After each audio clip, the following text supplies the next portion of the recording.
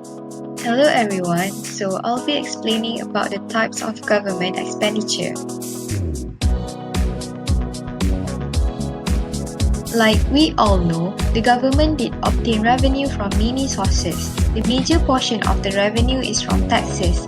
But keep in mind that the government did not only receive revenue, they also spent. So the government expenditure includes all government consumption, investment and transfer payments. In Malaysia, government expenditure is an important fiscal instrument which are divided into two categories. Namely, the first category is the operating expenditure and the second category is the development expenditure. Firstly, I'm going to explain about operating expenditure. So, operating expenditure refers to expenses of operating and administering a government department.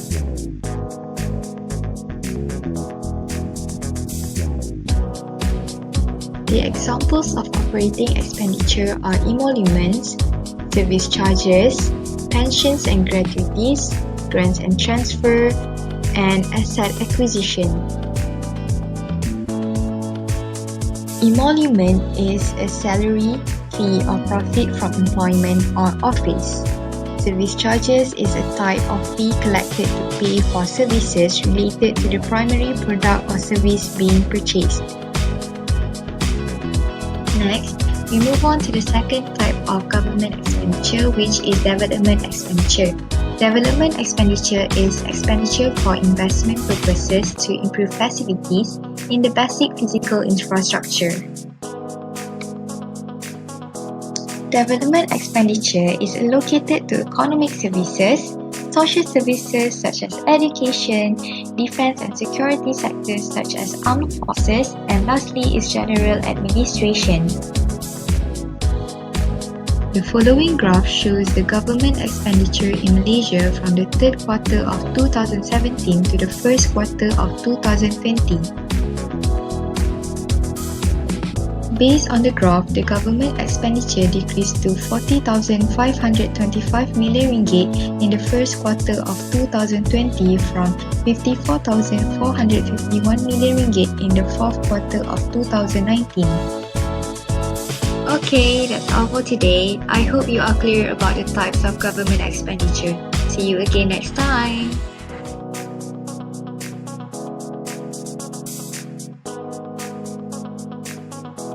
To alleviate the impact of COVID-19 that has been widely spread in Malaysia, the government has introduced the Prihatin Rakyat Economic Stimulus Package (Prihatin), an enhancement to the previous economic stimulus package announced in 27 February 2020.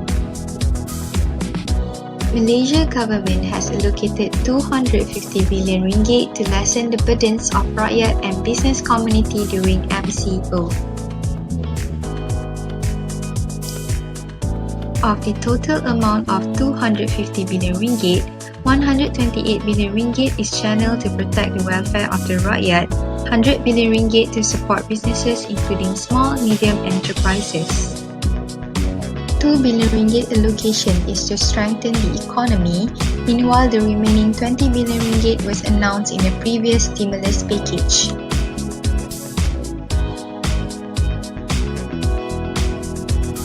In order to curb the spreading of COVID-19, the government has allocated 1.5 billion ringgit to Ministry of Health.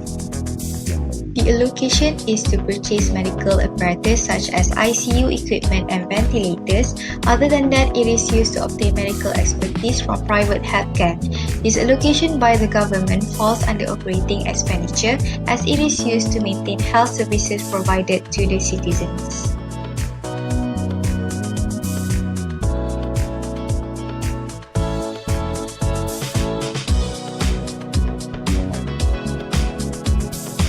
The government agrees to provide additional monthly salary of 200 ringgit to police, military, customs, civil defence forces and RELA members directly involved in enforcing the MCO.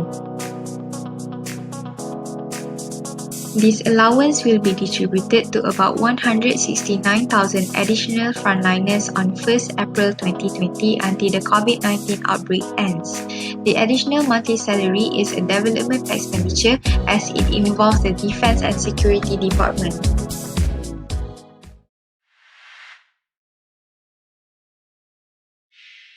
During this pandemic season, I bet many of us are struggling to survive, right? Some of us are afraid that they might have lost their job. Well, don't worry, government has everything in store for you.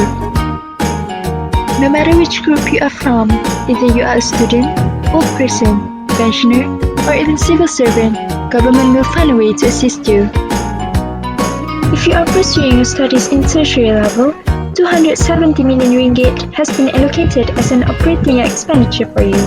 It is for students in Form 6, matriculations, polytechnics, community college, public and even private institutions. It is to ease the burden by providing a one-off cash of 200 ringgit per student.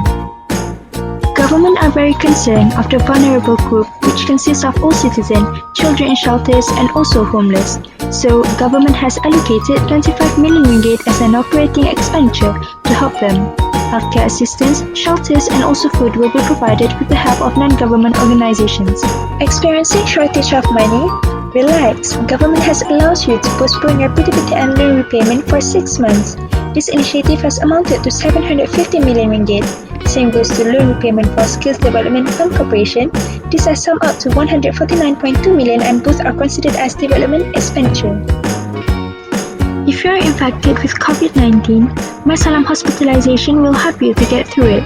You are able to claim 50 ringgit per day up until 14 days if you are coming from B40 and is infected or has to be quarantined. If you need extra cash, you are welcome to withdraw your money from the private retirement scheme. Each member can withdraw up to 1,500 ringgit per month starting from April until December. This initiative is considered as an operating expenditure. Government has exempted you from paying rental for 6 months if you are staying in PPR or public housing.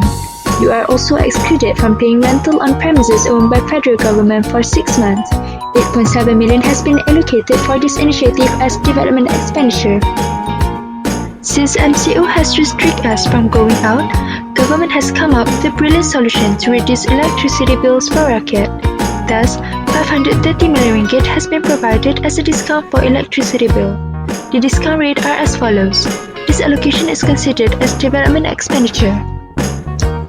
In order for everyone to stay connected, government and telecommunication companies have generously provided their customers with free internet starting from April until MCO ends.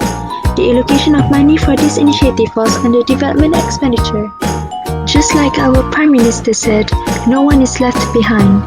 Thus, financial aid of 500 ringgit will be given out to 1.5 million civil servants and 850,000 pensioners. This financial assistance falls under operating expenditure. It is prominent to ensure that the food supply is sufficient to everyone during this pandemic season. Thus, the government will allocate 1 billion ringgit for Food Security Fund. The government will also take this opportunity to financially assist farmers and fishermen to increase domestic productions. The government will also provide 100 million ringgit for the development of the infrastructure for food storage and distribution as well as crop irrigation program. A sum of 64.4 million ringgit will be allocated to pertubuhan peladang kawasan and pertubuhan nelayan kawasan. This is to develop the agro-food projects that are capable to generate income within 3 to 6 months. Due to this challenging situation, the government has introduced wage subsidy to ease the employees' burden in retaining their workers. This is to ensure that the workers are not being retrenched or lose their income.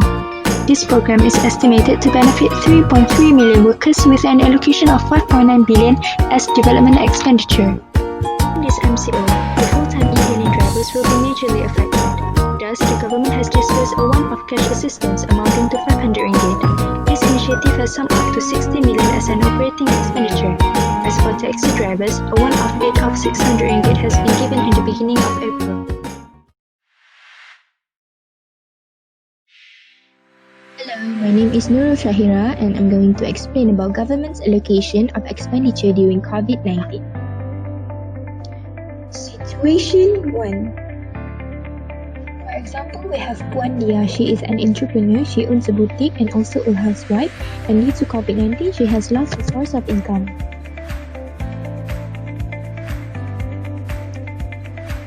As an entrepreneur and also a housewife, this is what Puan Dia has been worried for since government has implemented the movement control order.